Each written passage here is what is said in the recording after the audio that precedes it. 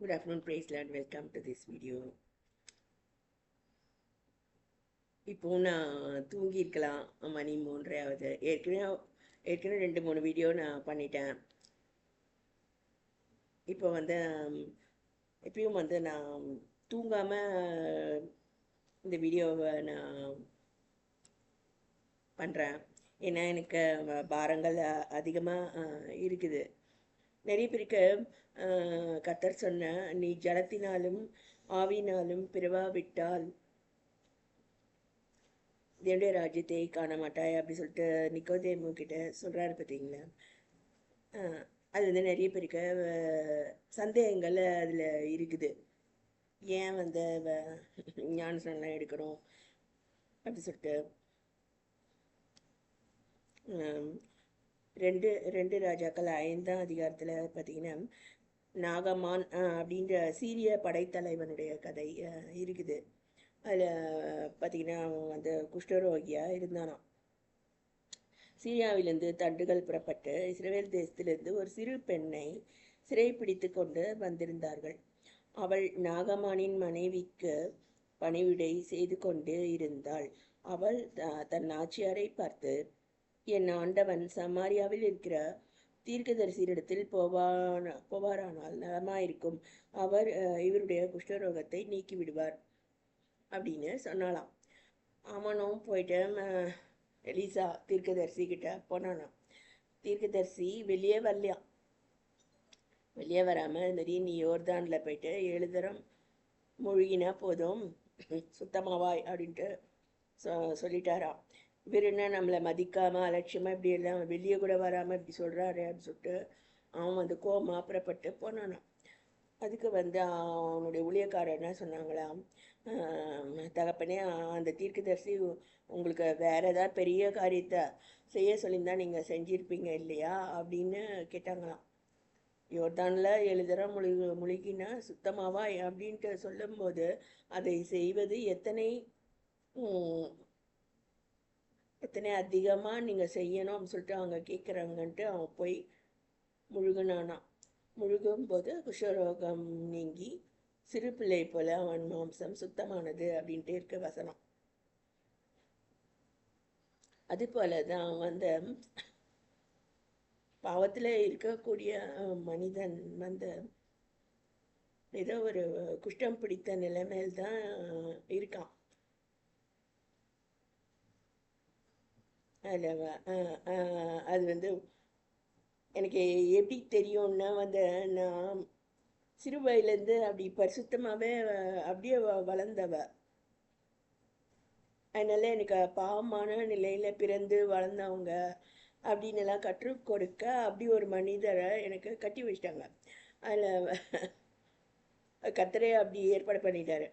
அதில் பார்த்தீங்கன்னா ஒரு மனைவியும் கணவரும் தனிமையாக இருக்கக்கூடிய சூழ்நிலையில் அவங்க என்ன பேசுகிறாங்கன்றதை வச்சு இதை கண்டுபிடிச்சிடலாம். ஒருத்தர் பாவம் உள்ளவங்களா இல்லை பாவம் இல்லாதவங்களான்றது கண்டுபிடிச்சிடலாம். அது I leave it to imagination. ஏன்னா பாவம் உள்ளவங்க அல்லது துணிகரம் திமிர் பிடிச்சவங்க அவங்களுக்கு வேற ரிலேஷன்ஷிப் இருக்குன்னு வச்சுக்கோங்க, அதை ஒய்ஃப் கிட்ட சொல்ல பார்ப்பாங்க.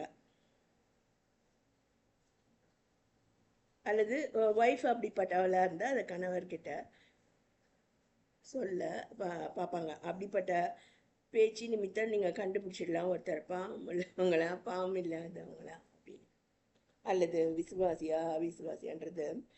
அது மாதிரி கணவர் மனைவி அதில் தெரிஞ்சிடும், தெரியாமே போகாது. அப்படிப்பட்ட நோக்கம் யாருக்கு இருக்குது இல்லைங்கிறது அவனுடைய பேச்சிலேருந்து தெரிஞ்சிடும். போய் சொல்கிறாங்களா என்னன்றது.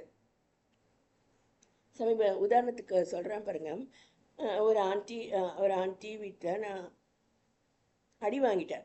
எனக்கு தெரியல, அவங்க ஏதோ ஆஸ்பிக்சியேஷன் மாதிரி ஏதோ பண்ணி நல்லா அடித்து போட்டு, சரி நீங்கள் தூங்கிட்டு இருக்கும்போது அடி வாங்கிட்டீங்கன்னா கூட அதுக்கப்புறம் எந்திரிச்ச பிறகு உங்களுக்கு தெரியும் இல்லையா, ஆனால் இந்த ஆண்டி வந்து இன்னொருத்தங்க கிட்ட போயிட்டு என்ன சொன்னாங்க, அவள் விழுந்துட்டா அப்படின்னு போய் சொன்னாங்க எதிர்க்க.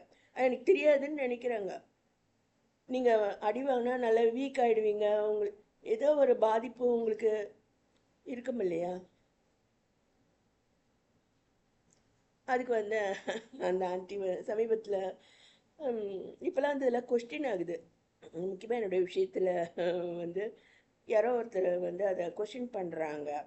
அது போல் அவங்க வீட்லேயே அதை கொஸ்டின் ஆகிருக்கு. எனக்கு வந்து அவங்க இப்படி ரொம்ப நாள் கழித்து என்னை கேட்குறாங்க, நீ யார்கிட்ட போயிட்டு என்ன புகார் எங்களை பற்றி நீ சொல்கிற அப்படின்னு கேட்குறாங்க. நான் விழுந்து தானே விழுந்துட்டேன்னு தானே நீங்கள் சொன்னீங்க. அப்போ ஏதோ ஏதோ தப்பு நடந்திருக்க போய் தானே நீங்கள் வந்து அது மாதிரி கேட்குறீங்க, யார்கிட்ட போய் என்ன புகார் சொன்னேங்கிறது. ஸோ அவங்க வயாலியாக அது வந்துடுச்சு. என்ன எனக்கு தெரியாதுன்ற மாதிரி தான் நினைக்கிறாங்க, அல்லது அப்படி தான் அவங்க சொன்னாங்க, விழுந்துட்டா அப்படின்ற மாதிரி.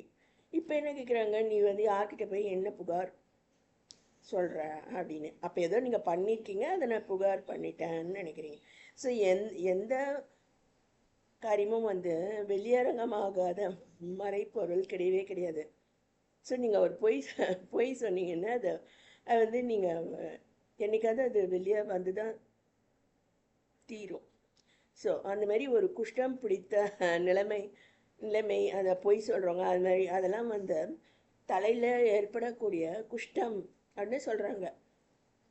ஸோ இந்த நாகம்மானின் குஷ்டம் தீரணும் அப்படின்னா வந்து ஒன்று குஷ்டமே பிடிக்காத அந்த மாதிரி ஒரு நிலைமை, அந்த மாதிரி ஒரு வளர்ப்பில் தான் நாங்கள் வளர்ந்தோம். ஆனால் வந்து இந்த மாதிரி வெளியே போய் குஷ்டம் பிடித்த நபர்களுக்கான தீர்வு தான் வந்து இந்த ஞான ஸ்நானம்ங்கிறது, இம்மர்ஷன் பேப்டிசம் கர்த்தர் வச்சிருக்காரு. அதை தானே இதில் ஷேர் பண்ண விரும்புகிறேன்.